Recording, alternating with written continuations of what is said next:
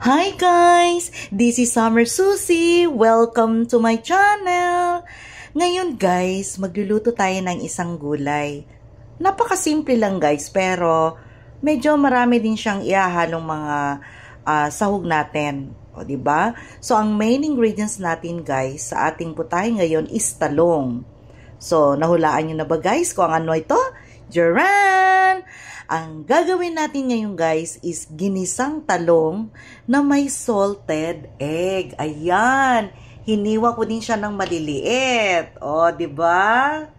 So guys, ang gagawin natin dito sa ating talong is ihiwain natin 'to ng maliliit. And then bago natin siyang igisa guys, ipiprito natin siya para mas masarap, 'di ba? Tapos guys, yung mga ingredients dito is of course yung sinabi ko kanina, salted egg. Yan, galing pa yan ng Pilipinas guys. Shout out kay Miss Connie, naka-flatmate ko.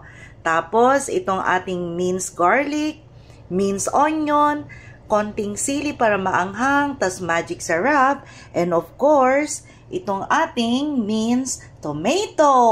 O, diba? Tapos, maglalagay din tayo ng oyster sauce. Ayan. So, pwede kayong gumamit, guys, ng kahit anong oyster sauce. So, guys, hiwain muna natin, guys, ang ating talong. Okay? So, ito, guys, hiniwa ko siya ng pagganito. Anong bang tawag nito? Hindi naman siya square, but rectangle. Rectangle. Ano ba yan? Mahaba. O, ayan. Tapos, ipiprito natin to guys. And then, igigisa na natin. O, diba? Naiiba naman siya. Para hindi naman nakakaumay yung diretso na lang gisa. Okay. So, guys, start na tayong magprito, ha? Lagyan muna natin to ng oil. Ayan. Painitin muna natin to guys. Eto guys, magpiprito na tayo.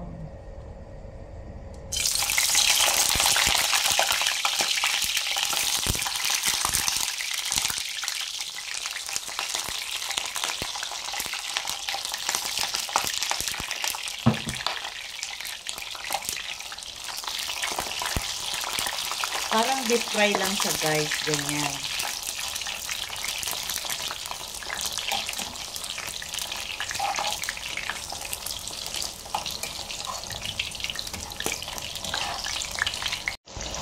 Ayan guys, pag ganito, okay na po siya.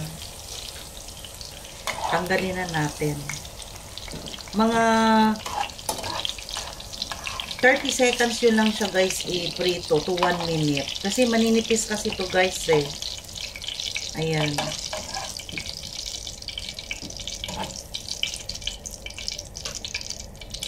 Then another batch.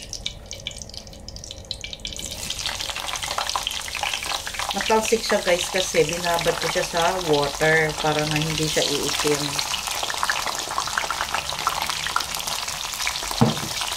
Ayan. Ayan guys. To be exact po, 1 minute talaga siya. Kasi pag 30 minutes, hindi pa masyado siyang prito. Ayan. So, ito yung gagawin natin sa mga natitira pa nating talong. So, hindi ko na yun ipapakita sa inyo, guys, ha? Kasi abutin tayo, guys, ng 1 oras. Joke. See you later, guys. So, guys, ito yung last batch natin, guys, ng ating pritong talong na. Ayan. So, siya nga pala, guys, yung hiwa nyo ng talong, guys, depende na po sa gusto nyo. Pwedeng pabilog, pwedeng pahaba, kagaya yung ginawa ko. Depende po sa inyo guys kung ano yung trip ninyo guys na size ng talong. Okay guys, ngayon maggigisa na po tayo. Bawasan ko lang tong oil. So guys, start na tayong mag-isa. Unahin natin guys itong sibuyas kasi madali itong masunog. Ayan.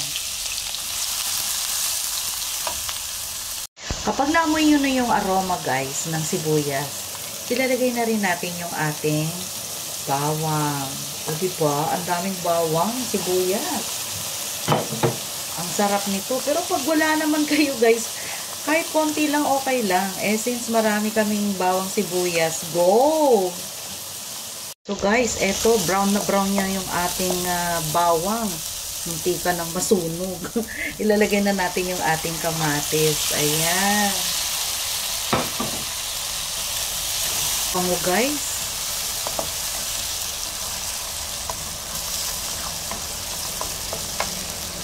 So gisa-gisa lang natin guys itong kamatis hanggang magiging ano po siya, juicy.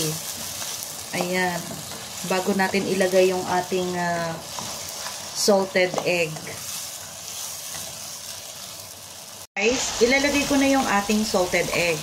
Ayan. O, diba? Simple lang siya guys kasi hindi tayo gumamit ng karne, hindi tayo gumamit ng chicken. Yun nga lang, salted chicken egg. Hindi pala, duck pala ito guys. Ano ba yan? O, ayan, diba? Tapos, ilalagay na natin guys ang ating talong. Ayan. So, very easy.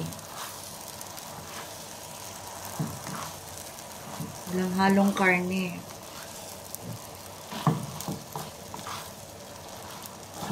Ayan.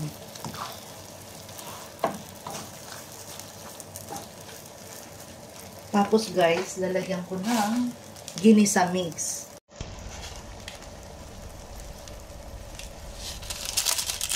Ayan.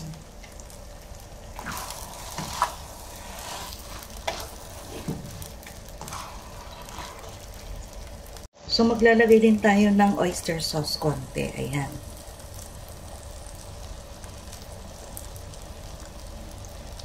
Okay. Then, halo-halo.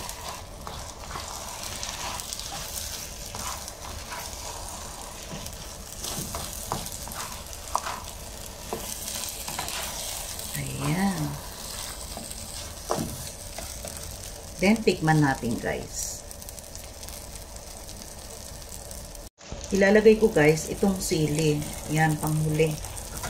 Parang medyo may anghang-anghang kaysa sa paminta. Tapos, saglit lang to guys. Ayan, pwede na natin tong i-off ang ating apoy kasi luto na siya. Ayan. Ang sarap guys. Grabe. Tamang-tama lang yung lasa. So, i-off ko na yung apoy. Ayan. So, guys, eto na yung ating eggplant with salted egg. Ayan guys, grabe. Napakasimple lang yan. Medyo natagalan lang tayo sa pagprito kasi marami-rami din kasi yung niluto ko. Pero pag kayo na mag-isa, sandali lang to guys.